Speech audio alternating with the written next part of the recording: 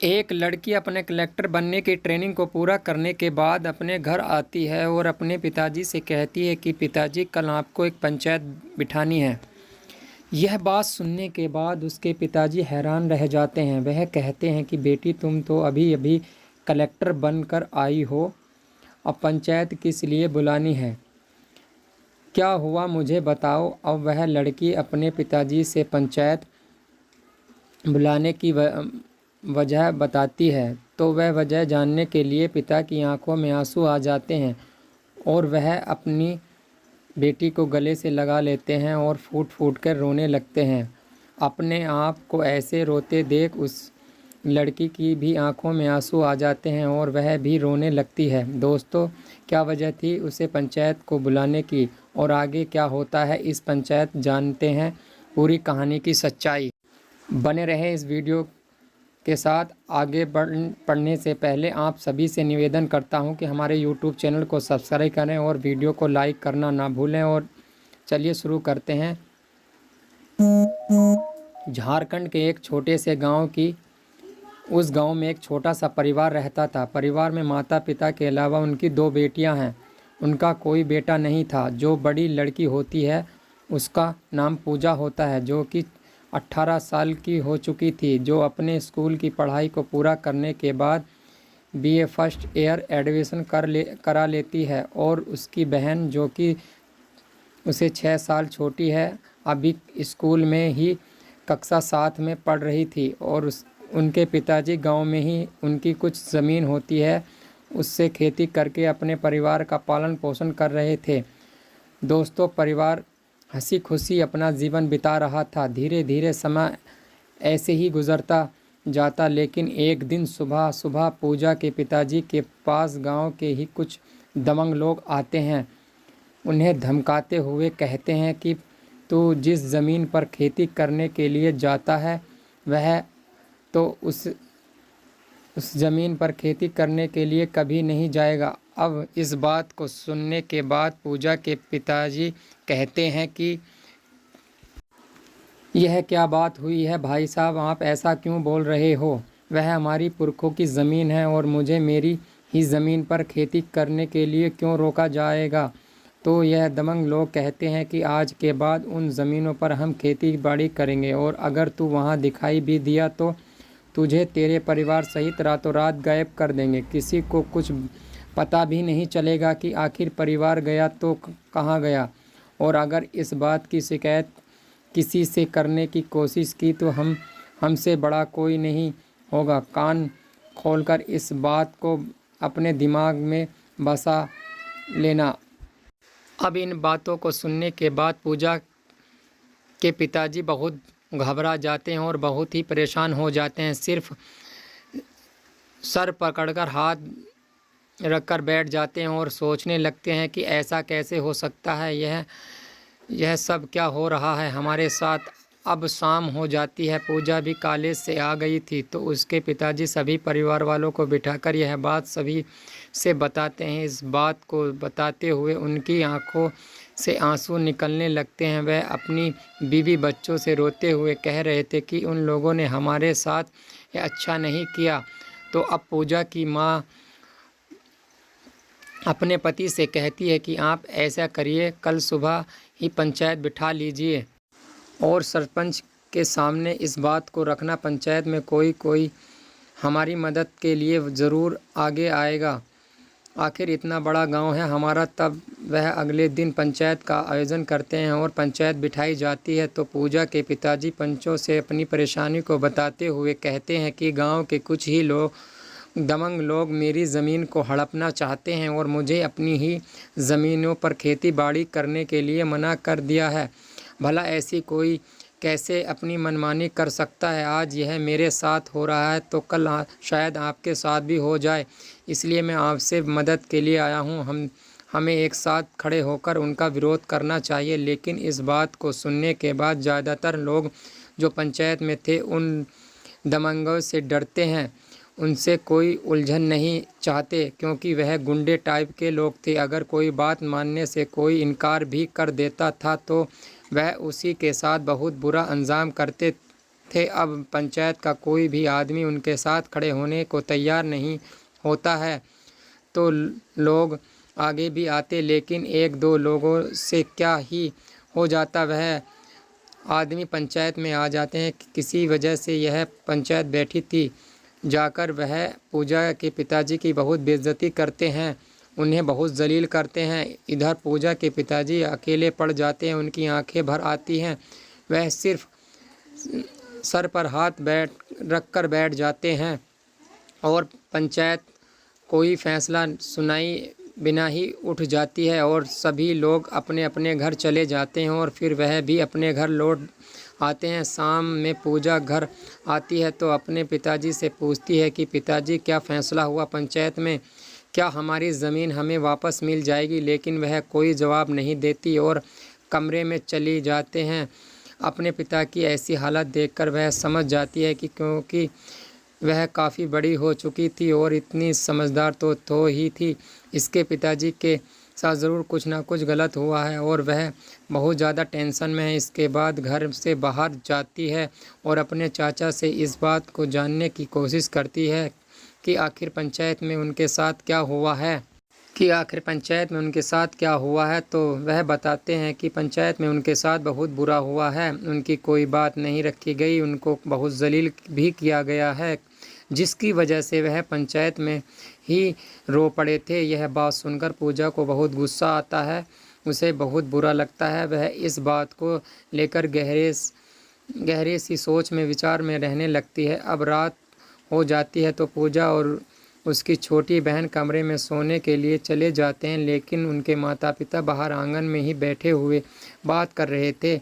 उसके पिता अपनी पत्नी से कह रहे थे कि आज जो कुछ भी मेरे साथ पंचायत में हुआ है, अगर हमारी बेटी की जगह कोई बेटा होता तो आज यह सब न हो पाता। इस बात को पूजा भी कमरे में बैठी हुई सुन लेती है। सुनने के बाद वह खूब रोती है, क्योंकि आज उसे एहसास दिलाया गया कि वह एक लड़की है और लड़कों की अहमियत क्या होती है, उसे यह बताया गया था। उसके पिता भी कह रहे थे कि अगर मेरे बेटा होता तो मेरा साथ कंधे से कंधा मिलाकर खड़ा होता और मैं उन लोगों को फिर देख लेता। इस बात पर उसकी पत्नी कहती है, जी कोई बात नहीं, हम ईश्वर के फैसले पर ही राज़ी रहना चाहिए, पता नहीं क्या भलाई है इसमें।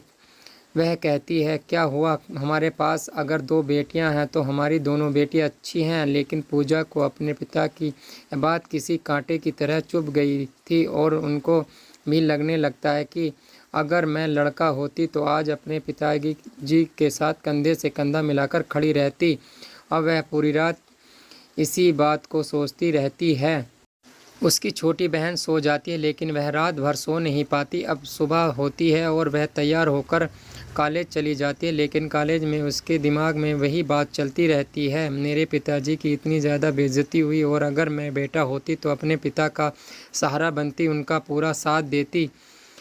इसी तरह से कुछ दिन बीत जाते हैं, लेकिन पूजा कॉलेज में बिल्कुल गुमसुम रहने लगती है। अब उसे कॉलेज में पूजा की एक मैडम होती है जिनका नाम सुनीता होता है। सुनीता मैडम काफ़ी दिनों से पूजा को नोटिस कर रही थी कि यह इतना गुमसुम क्यों बैठी रहती है, तो वह एक दिन पूजा को अपने ऑफिस में बुला लेती है और उससे पूछती है कि बेटी, मुझे क्या बात है, कई दिनों से देख रही हूँ कि तुम बहुत बदली सी लगती हो, बिल्कुल गुमशुदा रहती हो, किसी से कोई बातचीत नहीं करती हो, पहले तो तुम्हें कभी ऐसा नहीं देखा मैंने, बताओ क्या बात है, मैं तुम्हारी मैडम हूँ, तुम मुझे बेझिझक अपनी परेशानी बता सकती हो। इसके बाद पूजा सुनीता मैडम के साथ सामने ही रोने लगती है, उनके गले लिपट जाती है और रोते हुए सारी बात अपनी मैडम से बताती है कि मैडम, मेरे पिताजी के साथ ऐसे ऐसे बहुत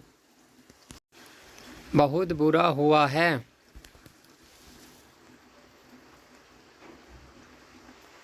और वह कह रही थी कि अगर मैं बेटी की जगह बेटा होता तो मेरे कंधे से कंधा मिलाकर मेरे साथ खड़ा रहता। इस बात को सुनने के बाद सुनीता मैडम भी बहुत ज़्यादा भयभीत हो जाती है और साथ ही साथ परेशान भी हो गई थी, क्योंकि उनके सामने बेटी और बेटे को लेकर भेदभाव वाली बातें आ गई थी, क्योंकि वह एक अध्यापक थी तो वह अच्छे से जानती थी कि बेटी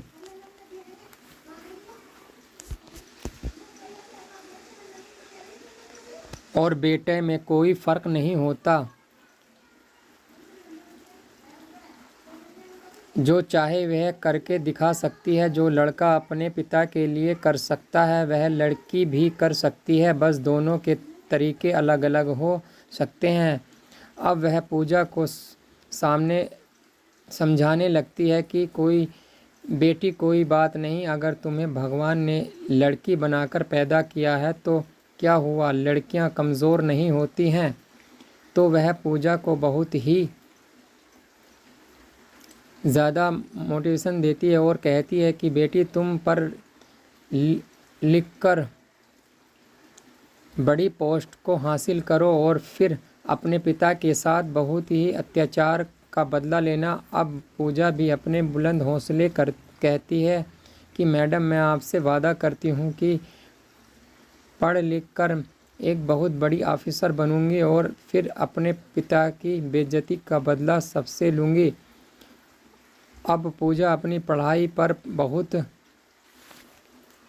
ज़्यादा फोकस करती है और अपने पिता की बेइज्जती को अपने दिल से दिमाग में रखते हुए बदले की आग में बहुत ज़्यादा मेहनत करती है। समय बीतता गया, अब उसकी ग्रेजुएशन भी कंप्लीट हो जाती है। ग्रेजुएशन कंप्लीट होने के बाद उसके पिताजी कहते हैं कि बेटी पूजा अब तेरी उम्र शादी करने की आ गई है, अब हम तुम्हारी शादी कर देते हैं। लेकिन पूजा अपने पिताजी से कहती है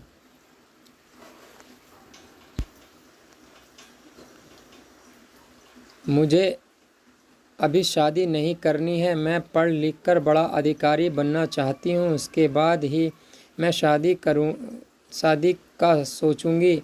अब उसके पिताजी भी कहते हैं कि ठीक है बेटी, अगर तुम अब पढ़ना ही चाहती हो तो हम तुम्हें 1-2 साल का टाइम और देते हैं, मन लगाकर अपनी पढ़ाई कर लो, लेकिन तुम्हारे पास सिर्फ 2 ही साल हैं। अगर तुम इन 2 सालों में किसी मुकाम को हासिल कर न पाई तो बेटी हम फिर तुम्हारी शादी पक्का ही कर देंगे। अब इस बात को सुनने के बाद पूजा थोड़ी टेंशन में आ जाती है, मगर वह अपनी मेहनत जारी रखती है और अपने पिताजी से कहती है कि पिताजी मुझे अब आगे की पढ़ाई करने के लिए दिल्ली जाना होगा, वह कोचिंग स्थान अच्छे हैं, मैं वहां जाकर तैयारी करना चाहती हूं। अब उसके पिताजी भी इस खुशी दिल्ली पढ़ाई करने के लिए भेज देते हैं,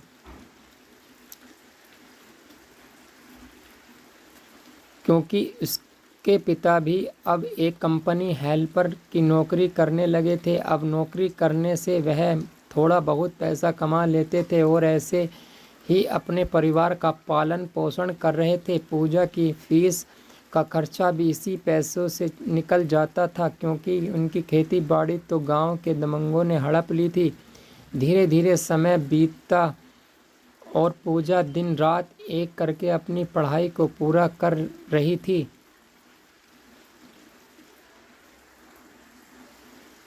अब पूजा की मेहनत भी रंग ले आती है, वह यूपीएस का एग्ज़ाम निकाल देती है और एक आईएएस अधिकारी बन जाती है। जैसे ही उसे अपने रिजल्ट का पता चलता है तो वह खुशी के साथ मारे फूट फूट कर रोने लगती हैं। उसके साथ जो लड़कियां कोचिंग करती थी वह उसे संभाल लेती हैं और चुप करती हैं। उसकी दोस्त कहती हैं कि पूजा अब तो तुम एक आईएएस ऑफिसर बन चुकी हो,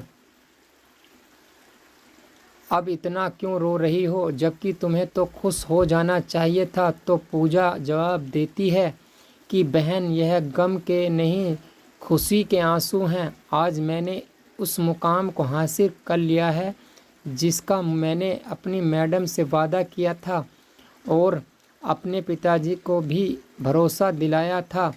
अब वह इस खबर की सूचना फ़ोन करके पहले तो अपनी मैडम सुनीता को देती है कि मैडम मैं एक आईएएस अधिकारी बन चुकी हूँ। यह खबर सुनकर सुनीता मैडम भी बहुत खुश हो जाती है। पूजा को बहुत बधाई देती है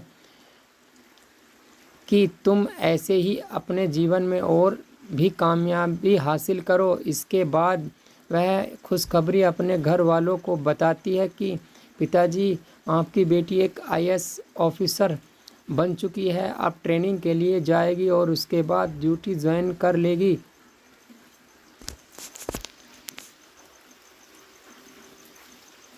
आप यह खबर अभी गांव में किसी को भी मत बताना। उसके बाद आश्चर्यचकित होकर पूछते हैं कि बेटी ऐसा क्यों? तुम पूजा कहती है कि इस बात की का जवाब और यह वजह मैं आपको वक्त आने पर बता दूंगी। अब उसके पिताजी भी पूजा के कहे अनुसार गांव में किसी को भी भनक नहीं लगने देते कि उसकी बेटी आईएएस अधिकारी बन चुकी है।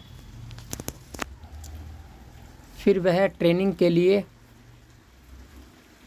चली जाती है और कुछ समय के बाद ट्रेनिंग भी कंप्लीट हो जाती है, लेकिन ड्यूटी ज्वाइन करने के लिए अभी कुछ समय और बाकी था। तो वह इस समय के बीच अपने गांव घर वापस आ जाती है।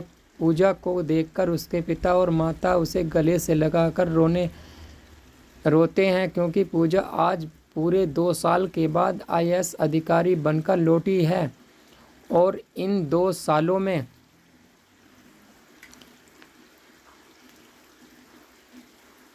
वह अपने घर पर सही से बात भी नहीं कर पाती थी, क्योंकि दोस्तों पूजा जब पढ़ती थी तो खुद को कमरे में बंद कर लिया करती थी। उनको इतनी भी खबर नहीं रहती थी कि कमरे में बाहर का मौसम कैसा है, दिन हो रहा है या रात। उसे किसी भी बात से कुछ लेना देना नहीं रहता था। उसने दिन रात एक कर दिया था, तब जानकर इस मुकाम को हासिल किया था।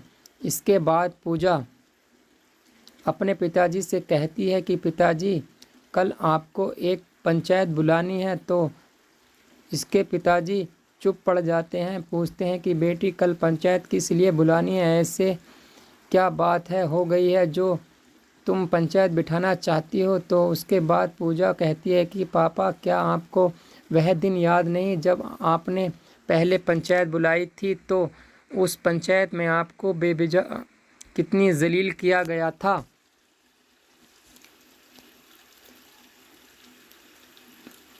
मजाक बनाया गया था। इस बात को सुनने के बाद पूजा के पिताजी की आंखें फिर से आंसुओं से भर जाती है। पूजा की इस बात को सुनकर ही परिवार भयभीत हो जाता है। पूजा अपने पिता से कहती है कि आपका अपमान का बदला लिया जाएगा, इसलिए आपको एक बार फिर से पंचायत बुलानी है। इस बात को सुनकर पूजा की माँ उसे रोकते हुए कहती है कि बेटी, यह सब अपने दिमाग से बात निकाल दो। अब तुम कामयाब हो चुकी हो, हमारे लिए यही खुशी की बात है। लेकिन पूजा नहीं सुनती, अपने पिता से साफ साफ बोल देती है कि आपको कल पंचायत बुलानी ही है। अब अगले दिन पूजा के पिता एक बार फिर से लोगों को इकट्ठा करके पंचायत बिठाते हैं। अब सभी लोग आ जाते हैं तो उन लोगों को भी बुलाया जाता है जिन्होंने पूजा के पिता को जलील किया था।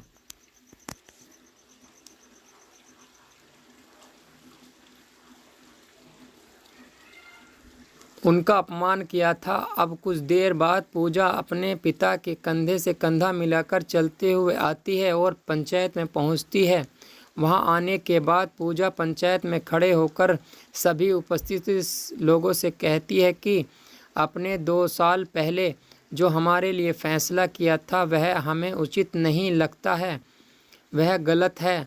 आप लोगों से मेरा अनुरोध है कि आप इस मामले की तहकीकात कीजिए, दोबारा से कीजिए। और आज मैं कभी अपने पिता के साथ कंधे से कंधा मिलाकर खड़ी हूँ। इनका इतना सुनकर कुछ लोग उनका मजाक बनाते हैं कि देखो, यह आज अपनी बेटी को पंचायत में लेकर आया है। इसके बाद पूजा के पिताजी कहते हैं कि हाँ, यह मेरी बेटी ही है, नहीं इसी ने यह पंचायत बुलाई है और अब यह एक आईएएस अधिकारी बन चुकी है। इस मामले की सुनवाई यह खुद करना चाहती है। अब इस बात को सुनने के बाद जब लोगों को पता चला कि इसकी बेटी आईएएस अधिकारी बन चुकी है तो सभी का मुंह नीचे झुक जाता है, क्योंकि जब उसके पिताजी को जलील किया गया था तो उसके बाद भी कुछ लोगों ने उनका बहुत मजाक बनाया था। उसके बाद पूजा उन दबंग से अपने पिता की बेइज्जती का बदला खूब अच्छे से लेती है और उन्हें भरी पंचायत में वैसे ही जलील करती है जैसे उसके पिता की बेइज्जती की थी। अब इस मामले को देखकर सभी लोग मान लेते हैं कि बेटियां भी बेटों से कम नहीं होती। इस सब के बाद पूजा अपनी ज़मीनों को उनके कब्ज़े से छुड़ाती है और अपने पिता से कहती है कि अब आप अपनी ज़मीन बेहिचक बेफिक्र होकर खेती बाड़ी कीजिए। कोई भी इंसान आपको परेशान नहीं कर पाएगा। आपको इन दो कौड़ी के गुंडों से डरने की आवश्यकता नहीं, यह हमारा कुछ नहीं बिगाड़ पाएंगे। भरी पंचायत में पूजा यह सब बातें बोल रही थी, लेकिन उन व्यक्तियों की यह हिम्मत नहीं हो पाती कि वह एक शब्द भी बोल दें, क्योंकि पूजा आज एक आईएएस अधिकारी बन गई थी। अब वह दबंग आदमी अपना मुंह लटकाए पंचायत से भाग जाते हैं। उसे बहुत शर्मिंदी महसूस हो रही थी, क्योंकि उसने जो आज तक किया था वह बहुत गलत था और आज उसे भरी पंचायत में बहुत जलील किया गया था। गांव में सभी लोग पूजा को बड़ी सम्मान दृष्टि से देख रहे थे और फिर पूजा अपने पिता को लेकर घर चली जाती है। घर पहुंचने के बाद वह अपनी मां और छोटी बहन के सामने अपने पिता से कहती है कि पिताजी, भगवान ने आपको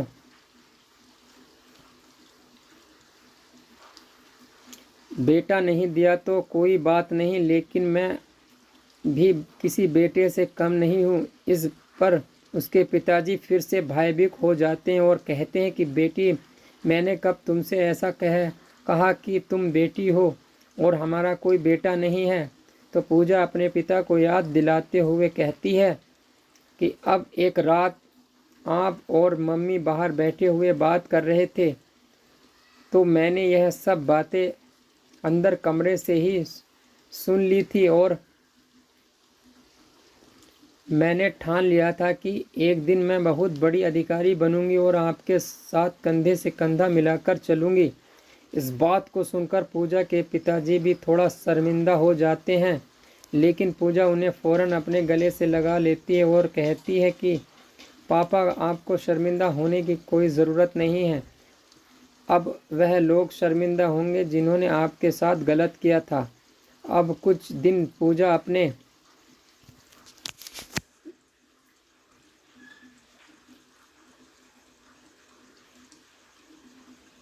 परिवार के साथ ही रहती है। फिर उसकी ज्वाइनिंग का समय भी आ जाता है। पूजा की पोस्टिंग दूसरे ज़िले में हुई थी।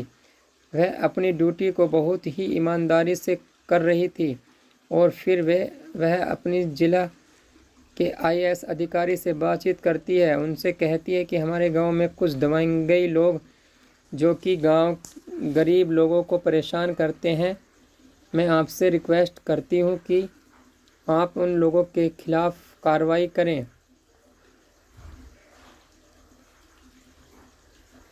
अब वह वहाँ के आईएएस अधिकारी पूजा की बात सुनकर, जो कि एक आईएएस अधिकारी बनी हुई थी, उनके कहने से गांव जाते हैं और उनके खिलाफ़ कई मामलों में सख्त से सख्त कार्रवाई करते हैं।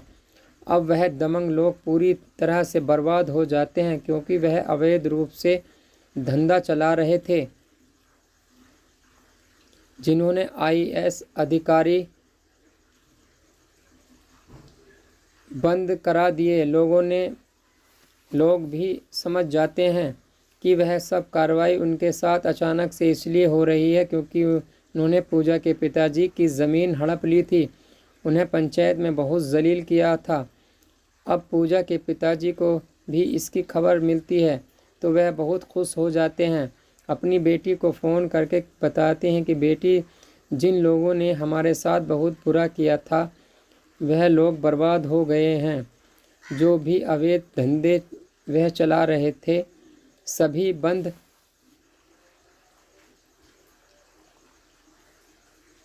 कर दिए गए हैं। तो पूजा कहती है, हाँ पापा, मुझे भी इसकी सूचना मिल गई थी क्योंकि मैं ही ने ज़िला कलेक्टर से रिक्वेस्ट की थी आप उन लोगों के खिलाफ़ कार्रवाई करें।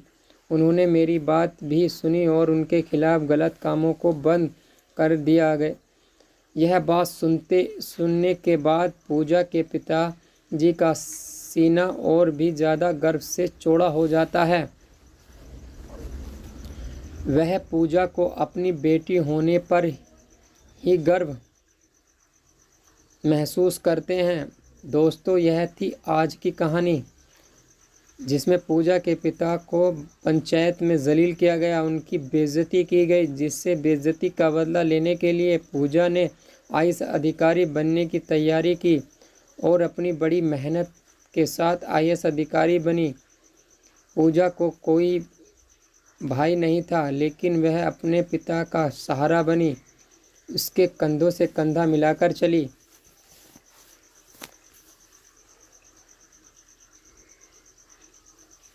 सच में दोस्तों, बेटी भी किसी से बेटों से कम नहीं होती। दोस्तों, कहानी कैसी लगी कमेंट करके ज़रूर बताना। अगर स्टोरी ज़रा भी पसंद आए तो हमारे चैनल को सब्सक्राइब करें और वीडियो को लाइक करना ना भूलें और कमेंट में अपना नाम ज़रूर लिखा करें। दोस्तों,